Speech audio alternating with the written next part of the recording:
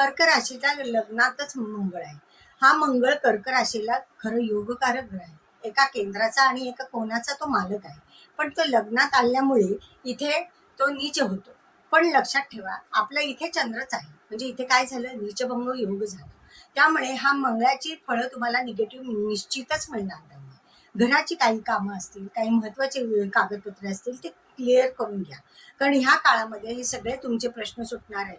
इतके दिवस कसं होतं की शनी अष्टमात होता, त्यामुळे काही अडथळे निर्माण होत होते, घरात काही प्रश्न निर्माण झाले असते, स्वतःच्या प्रकृतीला काही प्रॉब्लेम आले असते, तर हे सगळे प्रश्न आता सुटणार आहेत तुमचे.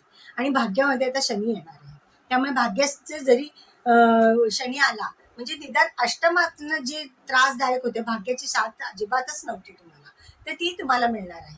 जरी गुरु चांगला असला तरी सुद्धा शनीची सुद्धा तुम्हाला कर्म करण्यासाठी हा शनी चांगला लागतो. ते कर्म करण्यासाठी खूप अडथळे येत होते, तर ते निघून जाणार आहे. त्यामुळे तोही काही तुम्हाला आता प्रश्न उरलेला नाहीये. भाग्यामध्ये सर्व तुम्हाला ग्रह पॉझिटिव्ह रिझल्ट देणार आहे. तुम्ही आता उत्साहाने कामाला लागणार आहात. काम करण्यात तुम्हाला यश येणार आहे. नियोजनपूर्वक तुमचं कर्तृत्व सिद्ध करण्यासाठी हा कालावधी तुम्हाला चांगला आहे. तुमचे योजना नीट कार्यान्वित होणार आहे. त्याच्यानंतर तुमची जे काही घरातले प्रश्न आहेत ते मात्र चांगल्या तऱ्हेने सोडवा, ते व्यवस्थित सुटतील. त्याच्यानंतर भागीदारीमध्येही थोडेफार प्रश्न उत्पन्न होणार आहेत, पण ते प्रश्न तुम्ही चांगल्या प्रकारे सोडवा, कम्युनिकेशन चांगलं ठेवा, ते प्रश्न सुटतील. कारण इथे काय होणार आहे, गैरसमज झालेले आहेत, तर ते गैरसमज आहेत ना, ते तुम्ही बोलून दूर करा, म्हणजे भागीदारीमध्ये काही प्रश्न येणार नाही. उलट भागीदारीमधनं तुम्हाला जास्त फायदा मिळेल आणि तुमचं जी कामाची घडी विस्कटेल असं वाटत होतं, ती नियोजनपूर्वक ती पूर्णपणे सुरळीत होईल.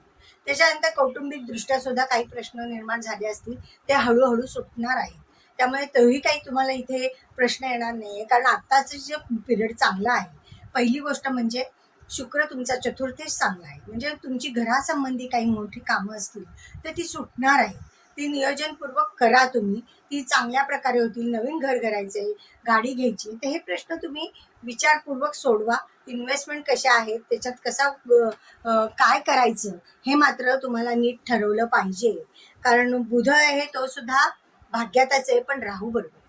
त्यामुळे इथे थोडंसं लॉंग टर्मच्या ज्या तुमच्या इन्व्हेस्टमेंट आहेत त्या नीट नियोजनपूर्वक करा. कागदपत्र नीट तपासा, नियम अटी बरोबर आहेत की नाही तेही बघा, अन्यथा तिथे प्रश्न निर्माण होण्याची शक्यता आहे.